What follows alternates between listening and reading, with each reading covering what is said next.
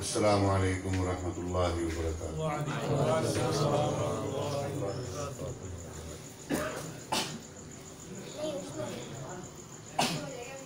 الحمد لله وحده والصلاة والسلام على من لا نبي بعده ولا رسول بعده ولا معصوم بعده ولا إمام بعده ولا أمة بعد أمته وسيد الخلائق والبشر، وصلى الله تبارك وتعالى عليه وعلى آله وأصحابه وأزواجه وأبنائه وبناته وذرياته وأتباعه أجمعين، وسلم تسليما كثيرا كثيرا۔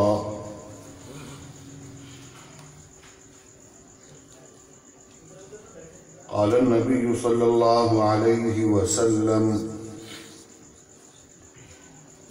خيركم من تعلم القرآن وعلمه، أو كما قال عليه الصلاة والسلام: اللهم صل على محمد وعلى آل محمد كما صليت على إبراهيم وعلى آل إبراهيم إنك حميد مجيد، اللهم بارك على محمد وعلى آل محمد كما باركت على إبراهيم وعلى آل إبراهيم إنك حميد مجيد۔ يا رب صل وسلم۔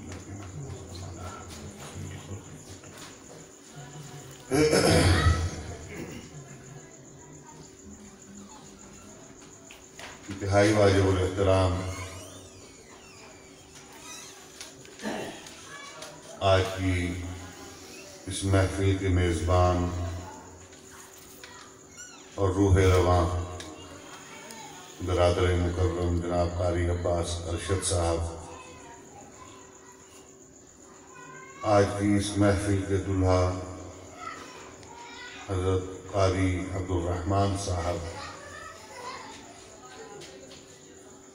بزرگوں، دوستوں، عزیزوں،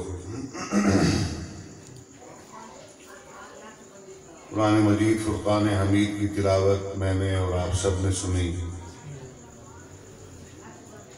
اور اس کے روحانی اثرات کو ہم سب نے ہی محسوس کیا۔ قرآن مجید فرقان حمید یہ وہ واحد کتاب ہے کہ اس کو نہ سمجھنے والا بھی پڑھتا یا سنتا ہے تو اثر قبول کیے بغیر رہ نہیں سکتا۔ دنیا کی کوئی اور بڑی سے بڑی کتاب کسی فلسفے، کسی دانش، کسی منطق، کسی فن کی، اس کو بغیر سمجھے پڑھا جائے، چاہے کتنا ہی سر لگا کے پڑھ لیں،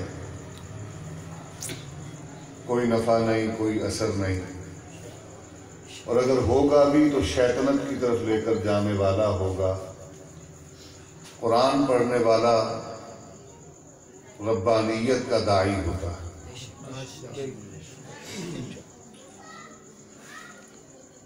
میں خواہش تو یہ رکھتا ہوں کہ جو ماحول اور جو کیفیت میری اپنی ہو چکی تھی اس ساری تلاوت سننے کے بعد، اس کو زائل نہ ہونے دوں اور نہ کروں۔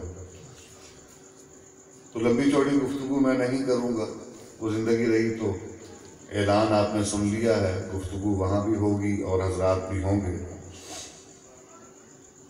دو چار باتیں جو اہم ہیں وہ ذکر کر کے تو اس کے بعد دعا کرتے ہیں۔ پہلی بات تو قاری صاحب نے اللہ تعالیٰ ان کی عمر میں، علم میں، عمل میں برکتیں عطا فرمائے، اور ان کی نیک خواہشات اور تمناؤں کو پورا کرنے کے اسباب اپنے خزانہ غیب سے مہیا فرمائے۔ جو بات انہوں نے کی ہے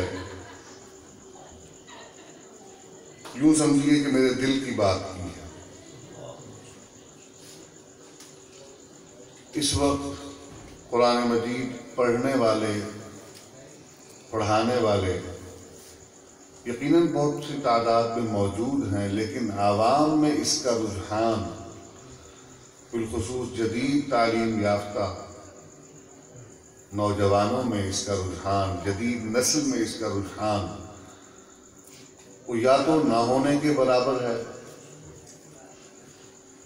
یا پھر ایک اور رخ جس کی طرف بہت کم لوگ توجہ کرتے ہیں کہ ہمارے وہ ہیں مسلمان بھائی مصر سے یا دنیا کے مختلف دیگر ممالک سے تشریف لانے والے قرہ، ان کو سنتے ہیں اور ان جیسا بننے کی کوشش کرتے ہیں۔ نتیجتاً جس طرح کے وہ ہوتے ہیں ویسے ہی یہ بھی بن جاتے ہیں۔ ہمارے اپنے اس ملک کے بڑے بڑے مایہ ناز قرہ، وہ کہیں بیرون ممالک ان کا جانا ہوتا ہے تو لوگ ان کو سروں پر بٹھاتے ہیں، پلکوں پر بٹھاتے ہیں، لیکن یہاں پر المیہ ہے، جس کا کہتے ہیں نا کہ گھر کی مرغی دال برابر۔ چلو دال تو پھر کوئی چکھ بھی لیتا ہے، سونگ بھی لیتا ہے کبھی کبھار، اس سے بھی کیا گزرا حال کر دیا۔ یہ میں ہنسنے والی بات نہیں کر رہا، حقیقت حال بتا رہا ہوں۔ تو اپنے علماء کی اور اپنے قرہ کی توقیر کو بحال کرنے کے لیے اور اپنوں کے ساتھ ربط و تعلق قائم کرنے کے لیے جس ارادے کا اظہار انہوں نے کیا ہے، یہ کام ہونا بہت ضروری ہے۔ اور میں اس میں ان کو یقین دہانی بھی کرواتا ہوں کہ جس طرح کا تعاون اس میں مجھ سے اور میرے ساتھیوں سے ہو سکے گا، ہم انشاءاللہ بھرپور آپ کے ساتھ کھڑے ہیں۔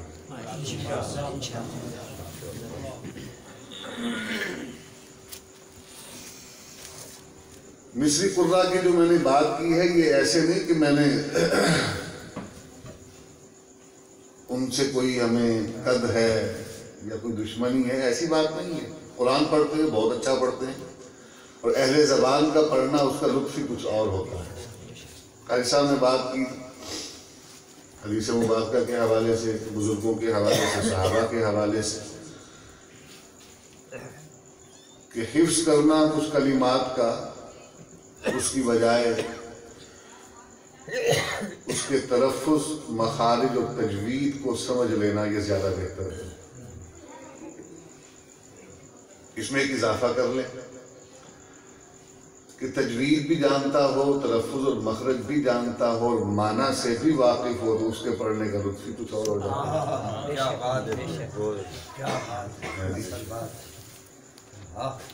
ان قرہ کا پڑھنے کا انداز اس لیے بھی ذرا منفرد ہوتا ہے، لیکن ایسا نہیں کہ ہمارے ہاں ایسے لوگ نہیں ہیں، موجود ہیں۔ ہمارے اکابر ان کی قرآن فہمی اور قرأت قرآن کے مداح بھی تھے، تحسین بھی کرتے تھے، لیکن کچھ چیزوں کے مخالف بھی تھے۔ ایک بہت بڑی چیز یہ ہے کہ ان کی نسبت چونکہ خطہ عرب سے ہے، تو مسلمانوں میں وہ چاہے بڑا ہو چھوٹا ہو، خود کار طریقے سے محبت کھینچی چلی آتی ہے عرب کی نسبت کی وجہ سے۔ تو یہاں جس وقت ان کو بلایا جاتا ہے، لوگ کھینچے چلے آتے ہیں سننے کے لیے بھی اور دیکھنے کے لیے بھی، اور جب دیکھتے ہیں تو مجھے جتنے حضرات یہاں موجود ہیں، آپ نے جتنے مصری قرہ کو یا دیگر علاقوں کے قرہ کو دیکھا ہوگا، یہ میدان ان کا صاف ہی نظر آتا ہے۔ ایسا ہے نا؟ تو اس سے اثرات جو ہیں وہ اچھے نہیں پیدا ہوتے، اور بہت سے لوگ جو ہیں وہ بدظن بھی ہوتے ہیں، اور بہت سے لوگ وہ اس کو بطور دلیل بھی استعمال کرتے ہیں۔ خیر المدارس کے اندر ایک ہی محفل حسن قرأت ہوئی ہے جس میں بیرون کے حضرات تشریف لائے تھے، کچھ 3-4 برس قبل کی بات ہے۔ میں نے خود دیکھا کہ شیخ صاحب ہمارے استاد بھی تھے، مولانا صدیق صاحب، اور دیگر جو جید اساتذہ علماء تھے، اسٹیج پر تشریف نہیں لے کر گئے. اور ابا جی رحمۃ اللہ علیہ ہم گئے کیونکہ پروگرام تھا جامعہ کا، ہماری وہ سمجھیں کہ مادر علمی ہے، صرف میری نہیں ہمارے پورے خاندان کے اکابر کی، تو وہاں جانا ہوتا رہتا ہے، وہ دعوت ہو نہ ہو جانا وہاں ہوتا رہتا ہے. ہم گئے وہاں، ہم نے سارا ماحول بھی دیکھا کہ ابا جی رحمۃ اللہ علیہ وہ اس بات پر نالاں تھے اور مجھے بھی ناراض ہو رہے تھے کہ تم کیوں جاتے ہو، کیوں جا رہے ہو وہاں اس تقریب میں. لیکن ہم چلے گئے 12. تو جتنے بھی وہاں پر تھے مجویدین جو ہمارے وہاں اپنے گو پانی پتی انداز کے ہیں، لیکن جو قرہ ہیں وہاں جو اساتذہ ہیں، استاذ قرہ ہیں، انہوں نے بھی پڑھا سادہ انداز میں اپنے، لیکن ان کا پڑھنا ان کے شاگرد اس سے محظوظ ہوئے ہوں گے. لیکن جو عوام سامعین تھے وہ سب انہی کو دیکھنے کے لیے آئے ہوں گے. تو ہمارے اکابر اس لیے مخالفت کرتے تھے کہ ان کے حلیے اور وضاقتہ اس کی وجہ سے لوگ اپنے لیے جب کسی کو آئیڈیل بنانے لگتے ہیں تو دیر نہیں لگتی کسی شخصیت کے دل میں اترنے میں. تو جو چہرہ اور حلیہ کسی کے دل میں اتر گیا اور اس حالت میں اتر گیا تو اس کو پھر کیسے نکالا جائے.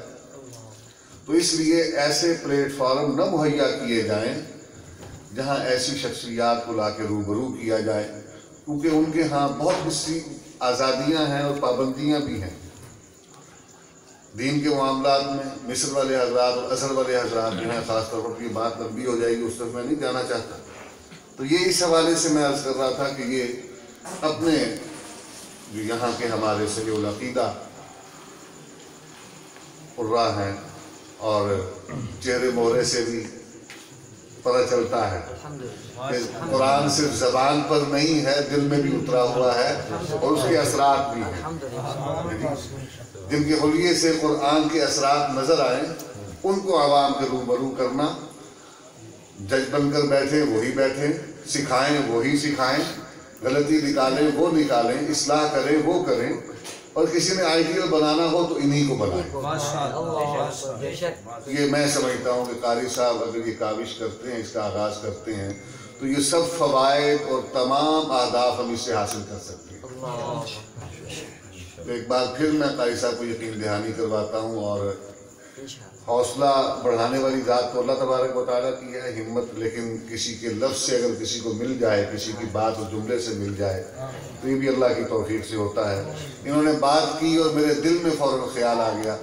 اللہ تبارک و تعالیٰ نے الحمدللہ آپ حضرات وہاں تشریف لائیں گے جامع مسجد سیدنا معاویہ میں، تو یہ بھی ہمارے ام بزرگ جانشین امیر شریعت سید ابو معاویہ ابو ذر بخاری رحمۃ اللہ علیہ کا فیض ہے اور انہی کا قائم کردہ ادارہ ہے. اور شاید پورے بر صغیر میں یہ پہلی مسجد تھی جس کا نام مسجد معاویہ رکھا گیا.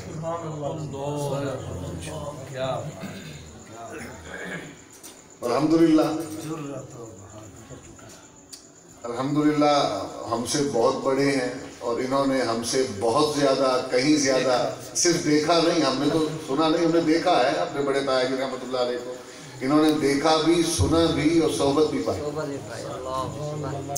یہ ادارہ جتنا ہمارا ہے اتنا ہی ان کا بھی ہے. اس ادارے کو اس مقصد کے لیے استعمال کرنے کے لیے ان کو کھلی اجازت ہے.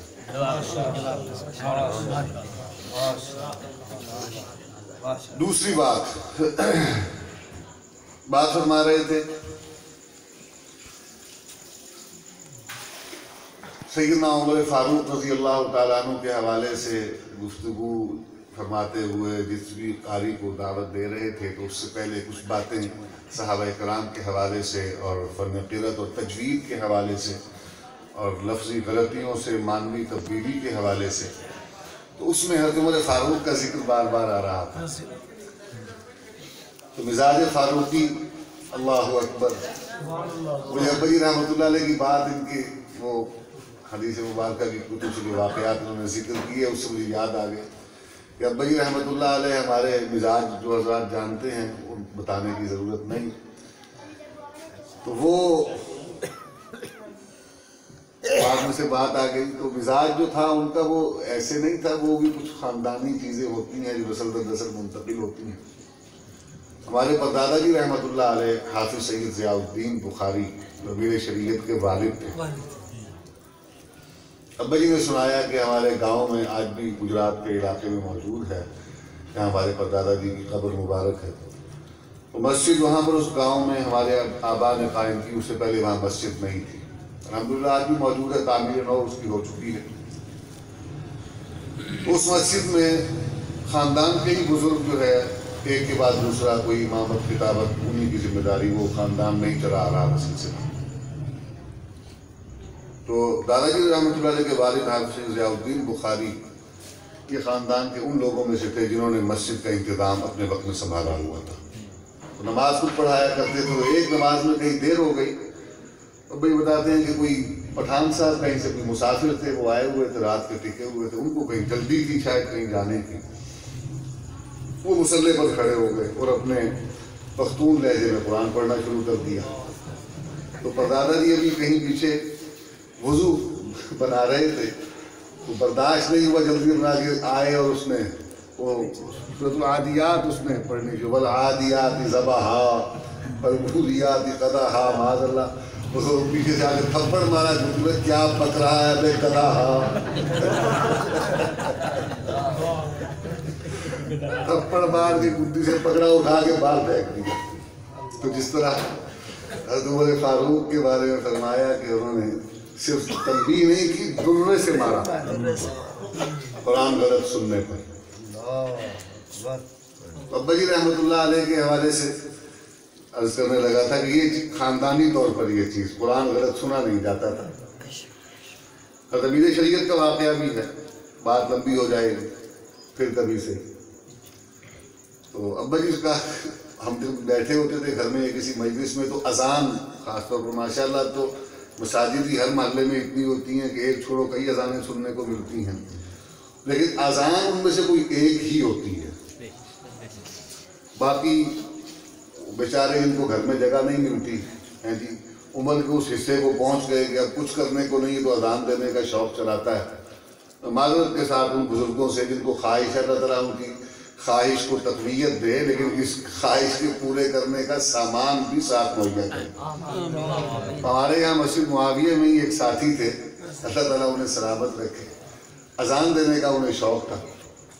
اب وہ اذان دے, انہوں نے ایک دو مرتبہ میرے سامنے اذان دی تو بڑی فاش غلطیاں تھیں اس کے اندر, یعنی کہ وہ دوران کلمہ ہی سانس توڑ دینا پھر وہیں سے شروع کر دینا. اب یہ تجوید کے حوالے سے بھی اور ویسے بھی فن کے حوالے سے اچھی خاصی غلطی ہے. میں نے ان سے اتنا عرض کیا, میں نے کہا میں آپ کو منع نہیں کرتا, لیکن حافظ صاحب ہیں ان سے آپ تلفظ اور تھوڑا سا سیکھ لیں اذان دینے کا طریقہ. تو وہ برا مان کر مسجد آنا ہی چھوڑ دیے. لیکن اب اس کا کیا کیا جا سکتا ہے جی. تو ابا جی رحمۃ اللہ علیہ ایسوں کے بارے میں فرمایا کرتے تھے کہ یہ حضرت عمر کے دور میں ہوتے نا تو درے کھاتے ہیں ان سے.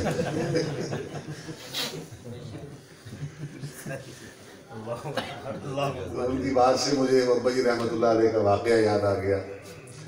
اور بات فرما رہے تھے کہ قرآن مجید کے ساتھ تعلق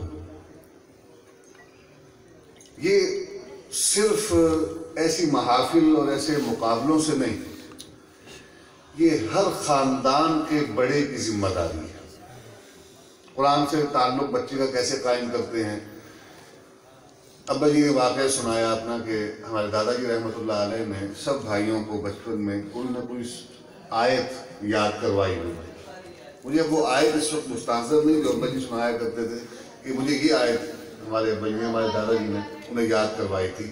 اور پھر کرتے یہ تھے کہ جس وقت کوئی مہمان آتا تھا گھر میں, کیونکہ بڑے علماء اکابر آیا کرتے تھے آپ کے ساتھیوں میں امیر شریف رحمۃ اللہ علیہ کے, تو کہا کرتے تھے کہ بھائی بلا کے بچے کو سناؤ. پھر ان کے ساتھ جب بچہ پڑھتا ہے بڑوں کے سامنے, پھر وہ تحسین اور مبارک اور دعائیں اور کہیں سے کوئی تھوڑا سا تحفہ اور ہدیہ بھی مل جاتا ہے, تو اس سے بچے کا قرآن کے ساتھ شوق مزید بڑھ جاتا ہے، تعلق مزید قائم ہو جاتا ہے۔ تو طریقہ تو یہ ہے اگر شروع سے ہی قرآن سے تعلق قائم کر دیا جائے، لیکن یہاں عجیب معاملہ ہے کہ بچہ وہ پیدا بعد میں ہوتا ہے اور A for apple B for bat کا کارڈ پہلے ہاتھ میں پکڑا دیا جاتا ہے۔ منع نہیں ہے، لیکن اہمیت کس کو دے رہے ہیں، ترجیح کس کو دے رہے ہیں؟ قرآن کے ساتھ اگر پہل کو تعلق قائم کر دیا جائے، اللہ تبارک و تعالیٰ نے تو پیدائش کے بعد اذان کلموں جو ہے وہ کانوں میں کہلوائی جی۔ تو کسی نے کہا کہ ازل سے گونج رہی ہے سماعتوں میں اذان، بنی بنائی ملی ہے مجھے فضائے درود۔ بچے کے کان میں بچپن سے اذان کہی جاتی ہے، اس سے پتہ چلتا ہے کہ اللہ تبارک و تعالیٰ بھی اس کو کیا بنوانا چاہتے ہیں، اس کا کس سے تعلق قائم کروانا چاہتے ہیں۔ تو ابا جی نے فرمایا کہ ایک بار ایسے ہوا کہ کوئی مہمان گھر میں آئے، یاد نہیں کہ میں چھوٹا تھا، تو مہمان آئے تو دادا جی رحمۃ اللہ علیہ نے کہا یہ تعلق قائم کرنے کے ساتھ تربیت بھی، کہ تعلق قائم بھی کرنا ہے لیکن ساتھ ساتھ تربیت بھی۔ تو دادا جی رحمۃ اللہ نے بلایا مجھے اور کہا بھائی کہ سناؤ۔ اب بچہ کسی وقت اڑ بھی جاتا ہے، موڈ ہے نا موج کی ہے، جس طرف رخ ہو، کھیل رہے ہوں گے شاید کہیں، بس خاص وہ بچہ جب کسی کھیل کود میں مصروف ہو ایسے میں بلا لیا جائے نا، پھر اس کو منوانا بہت مشکل ہوتا ہے۔ کہتے ہیں انہوں نے کہا اور میں نے نہیں سنایا، خاموش کھڑا رہا۔ ایک دو بار انہوں نے کہا کہ مجھے بھیج دیا۔ مہمان چلے گئے تو دادا جی رحمۃ اللہ علیہ اس کے بعد ابا جی نے حلیہ بھی سارا بتایا، امرتسر کا واقعہ کہ وہاں پر گھر میں چھت پر غالباً نیم آستین پہنی ہوئی تھی اور غالباً بیت الخلاء کی طرف جا رہے تھے، تو کپڑے یا کوئی رومال وغیرہ کندھے پر تھا۔ انہوں نے کہ میں کھیل رہا تھا تو مجھے انہوں نے پکڑ لیا اور اکڑوں بیٹھ گئے، یعنی پاؤں کے بل زمین پر بیٹھ گئے، مجھے کہنے لگے اچھا اب سنا دو۔ ابا جی کے الفاظ تھے کہ ہماری وہی ایک نا۔ دادا جی رحمۃ اللہ علیہ نے کہ دو انگلیاں، ابا جی کے الفاظ تھے کہ دو انگلیاں یوں کہہ کے دھت تیرے کی میرے یہاں گال پہ ماری، تو کوئی دانت میرا یہاں سے وہ ہل رہا تھا، وہ ٹوٹ کے باہر گر گیا۔ کہتے اس واقعے کو کئی برس بیت گئے، ہم تقسیم ہو گئی، ملتان آ گئے، خیر المدارس میں قاری رحیم بخش صاحب رحمۃ اللہ علیہ ان کے پاس غالباً پڑھنے جایا کرتے تھے۔ تو جو جمعے کا دن تھا، چھٹی کا دن تھا، تو یہ فرماتے ہیں کہ یہ ملتان گھر میں ابا جی اور ان کے بھائی ام مکرم محسن احرار سید عطاء المحسن بخاری رحمۃ اللہ علیہ رحمۃ واسعہ، ابا جی اور وہ دونوں بھائی بیٹھے منزل اپنی معمول کی پڑھ رہے تھے، اور دل میں یہ تھا کہ بھئی آج پڑھنا اور تو کچھ ہے نہیں، تو یہ منزل پڑھ کے فارغ ہو کے تو کھیلیں گے۔ جمعے والا دن جو بچے مدرسے میں پڑھتے ہیں ان کو معلوم ہے کہ وہ کیسا خوشی کا دن ہوتا ہے۔ تو کہتے اسی دن میں اور پھر موج میں پڑھ بھی رہے تھے، تو بچہ جب اپنی موج میں ہوتا ہے، رنگ میں ترنگ میں ہوتا ہے، تو جب پڑھ رہا ہوتا ہے کوئی اس کو فکر نہ ہو، کسی کا خیال نہ ہو، پھر سبحان اللہ ہے جی، وہ جو فطری کیفیت ہوتی ہے اس کے کیا کہنے۔ تو پڑھ رہے تھے، پڑھ کے جب فارغ ہوئے تو جزدان میں قرآن مجید لپیٹ رہے ہیں اور ہم ابھی باتیں کر رہے ہیں کہ نکلتے ہیں باہر، تو اتنے میں جس کمرے میں ہم بیٹھے ہوئے تھے اس میں دادا جی یعنی ان کے ابا جی کمرے میں داخل ہوئے تو ان کی آنکھوں سے آنسو جاری تھے، اور ابا جی کے الفاظ تھے کہ یوں لگ رہا تھا جیسے وہ باہر کھڑے ہو کے سنتے رہیں گے۔ اندر داخل ہوئے تو ایک جملہ کہا کہ بس آج میں کامیاب ہو گیا، بس آج میں کامیاب ہو گیا۔ اور پھر فرمایا کہ بس اسے پڑھ لو، جنگل میں بیٹھو گے منگل ہو جائے گا۔ پھر ابا جی نے فرمایا کہ امیر رشید رحمۃ اللہ علیہ کہنے لگے کہ لو آج پھر سنو تمہارا ابا کیسے پڑھتا تھا۔ ابا جی نے فرمایا کہ سورۃ المزمل کی تلاوت کی، اور یہ صاحبان فن جانتے ہیں کہ یہ سورت جو ہے ادا کے اعتبار سے، خاص طور پر جب اس کو بناوٹ کے ساتھ پڑھا جائے تو بہت مشکل صورتوں میں سے۔ اب یہ کہتے ہیں کہ جب انہوں نے پڑھا تو سارا جسم پسینے سے شرابور ہو گیا، بڑھاپا بھی تھا۔ تو فرماتے ہیں کہ مجھے پتہ نہیں، کوئی بات ایسی ہوئی نہیں، لیکن مجھے وہ بچپن کا واقعہ یاد آ گیا۔ تو میں نے ابا جی سے کہا کہ ابا جی آپ کو وہ بات یاد ہے؟ تو بڑی حیرت سے کون سی؟ تو کہنے لگے کہ میں نے انہیں کہا کہ وہ ایک مرتبہ ایسے ہوا تھا، میں نے سارا واقعہ انہیں سنایا، تو آپ نے یہ 2 انگلیاں مجھے ماری تھیں تو میرا دانت ٹوٹ گیا تھا۔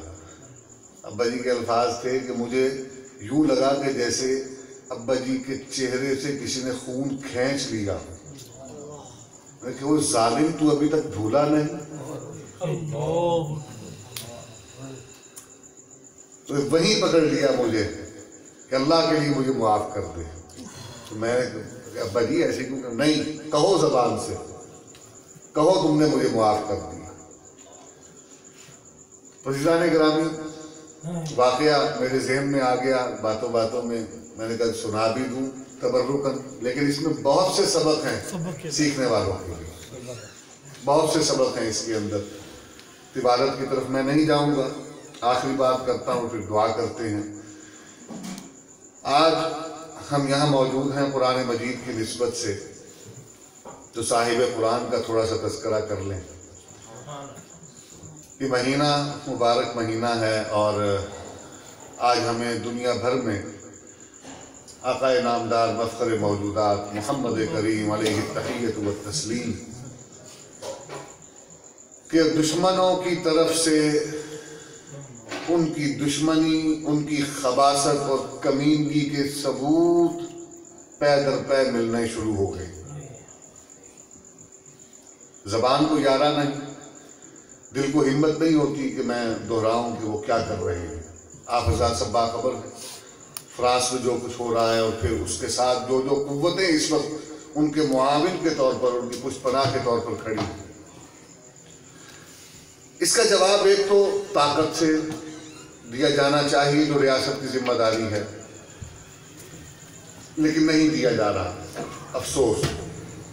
ایک تو ہماری ذمہ داریوں میں یہ شامل ہو جاتا ہے کہ اگر بڑے، ریاست کے بڑے، وہ اپنی ذمہ داریوں سے کوتاہی برت رہے ہیں تو ہم ان کو جھنجھوڑیں اور ان کو یاد دلائیں کہ بدبختو، تم ایک ایسے ملک کے حکمران ہو جو اسلام کے نام پر بنا، جس کو حاصل کرنے کے لیے بانی پاکستان اور اس کے ساتھیوں نے روضہ رسول کی تصویر اور گاندھی کی ٹوپی سامنے رکھ کر مسلمانوں سے فیصلہ کرنے کا کہا تھا کہ بتاؤ روضہ رسول کو منتخب کرتے ہو یا گاندھی کی ٹوپی کو منتخب کرتے ہو؟ یہ روضہ رسول کا انتخاب کر کے امت مسلمہ نے پاکستان کے حصول کے لیے قربانیاں دی تھیں۔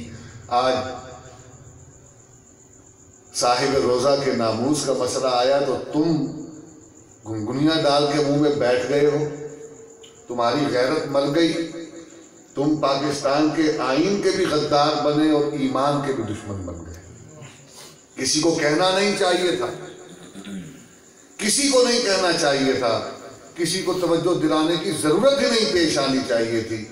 ان کی ذمہ داری تھی کہ یہ فوری طور پر فرانس کے ساتھ سفارتی تعلقات ختم کرتے اور بین الاقوامی فورمز پر انٹرنیشنل لاز میں اہانت انبیاء کا قانون بنوانے کی کوشش کرتے۔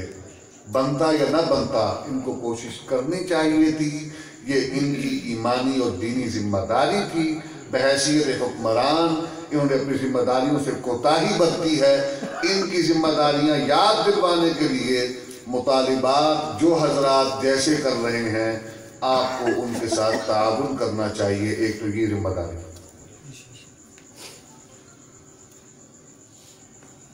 کچھ چیزیں ہوتی ہیں جو عارضی طور پر ہمیں اختیار کرنا پڑتی ہیں، جس طرح کہ یہ تحریکوں کا مزاج ہوتا ہے، عارضی حالات اور ماحول میں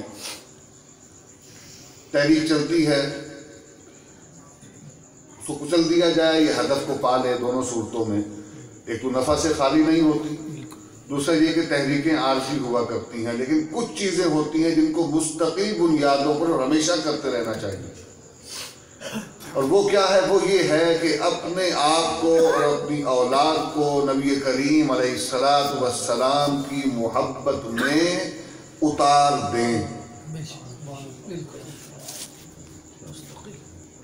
اللہ رب العزت نے قرآن مجید فرقان حمید میں بہت سی محبتوں کا ذکر کیا، آبا کی محبت کا ذکر کیا، اولاد کی محبت کا ذکر کیا، بھائیوں کی، بیویوں کی، خاندان قبیلے کی، مال کی، اسباب کی، کاروبار تجارت کی، گھر کی، ان تمام محبتوں کا ذکر کر کے اللہ تبارک و تعالیٰ نے کہا کہ یہ سب محبتیں میری بنائی ہوئی ہیں، میری پیدا کرتا ہیں، فطری محبتیں ہیں، یہ منع نہیں ہیں، لیکن یہ تمام محبتیں تمہارے دلوں میں اللہ اس کے رسول کی محبت سے نیچے ہونی چاہیے۔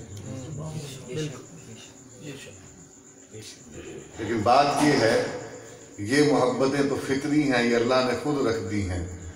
اللہ اس کے رسول کی محبت فطری نہیں ہے، یہ سیکھے سکھائے بغیر نہیں آ سکتی۔ اس کے لیے آپ کو خود محنت کرنی پڑے گی، خود محنت کرنی پڑے گی، اپنے لیے وہ ماحول مہیا کرنا پڑے گا۔ ناول افسانے پڑھنے والے سیرت کی کتاب پڑھنے لگ گئے، جی ٹی وی ڈرامے دیکھنے والے، فلمیں دیکھنے والے، اور کچھ نہ صحیح تو وہ علماء، وہ اکابر جنہوں نے سیرت مطہرہ کے متعلق کوئی گفتگو کی ہے، ان کے ویڈیو بیانات ہیں، ان کو سننے لگ جائیں۔ جو جس بھی میڈیم سے وابستہ ہے، ذریعہ ابلاغ سے وابستہ ہے، اس سے معلومات اور اپنے کیا کہنا چاہیے کہ حفظ طبیعت کے لیے وہ کچھ نہ کچھ اس سے مواد حاصل کرتا رہتا ہے، تو وہ مواد کے حصول میں انتخاب کر لے کہ میں نے کچھ وقت زندگی کا لازمی طور پر یومیہ کی بنیاد پر سیرت مطہرہ کی کتب یا اس سے متعلقہ مواد کے ساتھ بتانا ہے۔ جب آپ کسی شخصیت کے متعلق پڑھنا شروع کرتے ہیں، سننا شروع کرتے ہیں، اور پھر شخصیت بھی ایسی باکمال ہو، جتنے بھی اسباب کسی شخصیت، کسی ذات سے محبت کے ہوتے ہیں، اللہ رب العزت نے وہ تمام اسباب بدرجہ کمال نبی کریم علیہ السلام میں اکٹھے فرمائے۔ تو ہمیں ان کو پڑھنا ہے، نہ صرف پڑھنا ہے بلکہ اپنی اولادوں کو، اپنے گھر والوں کو یومیہ کی بنیاد پر اس کے لیے وقت نکال کر، زیادہ نہیں، 15 منٹ، آدھا گھنٹہ، تھوڑے سے شروع کر لیں، آہستہ آہستہ بڑھاتے چلے جائیں۔ سیرت کی کتابیں گھر میں رکھیں، مستند تاریخی روایات یا احادیث سے مرتب کردہ جو ہمارے علماء نے مرتب کی ہیں، علماء سے ہی رابطہ کر کے ان کا انتخاب کریں، گھر میں رکھیں اور ان کا مطالعہ کریں، ان کی تعلیم کا اہتمام کریں۔ جس طرح فضائل اعمال کی تعلیم ہوتی ہے، اس طرح سیرت کی کتابوں کی تعلیم کا اہتمام گھر میں کریں۔ قرآن مجید باقاعدگی سے روزانہ کی بنیاد پر تلاوت کریں اور کوشش کریں کہ قرآن مجید کا کچھ حصہ اس کو یاد کریں، اور اگر ہو سکے تو وقت نکال کر ترجمہ اور تفسیر قرآن علماء کی صحبت میں بیٹھ کے سیکھیں، اس لیے کہ اللہ اور اس کے رسول کی محبت اپنے دلوں میں پیدا کرنے کا سب سے آسان طریقہ ہے قرآن سے تعلق قائم کرنا۔ سب سے آسان طریقہ۔ قرآن اللہ کا ذکر بھی ہے، قرآن نبی کریم علیہ السلام کی سیرت بھی ہے، تو دونوں تعلق یہیں سے قائم ہو جاتے ہیں۔ اور تیسری چیز اللہ تبارک و تعالیٰ نے قرآن مجید میں فرمائی، اللہ کی راہ میں جہاد کرنے کی محبت، یہ بھی قرآن سے تعلق قائم ہو جائے تو پیدا ہو جاتی ہے۔ اللہ ہمیں قرآن مجید سے تعلق قائم کر کے ان محبتوں کو دلوں میں استوار کرنے، مضبوط کرنے اور کمال تک پہنچانے کی توفیق عطا فرمائے۔ اس کے لیے کوشش کریں گے نا انشاءاللہ، چھوٹے اپنے درجے میں، بڑے اپنے درجے میں اپنی اپنی ذمہ داری پوری کریں گے انشاءاللہ، ثم انشاءاللہ۔ یار زندہ، صحبت باقی، والباقی عند التلاقی۔ آپ سے انشاءاللہ 15 کو مسجد معاویہ میں ملاقات ہوگی، وہاں سے شروع کریں گے۔ آج اسی پر اکتفا کرتے ہوئے آپ سے اجازت چاہوں گا۔ وآخر دعوانا الحمدللہ رب العالمین۔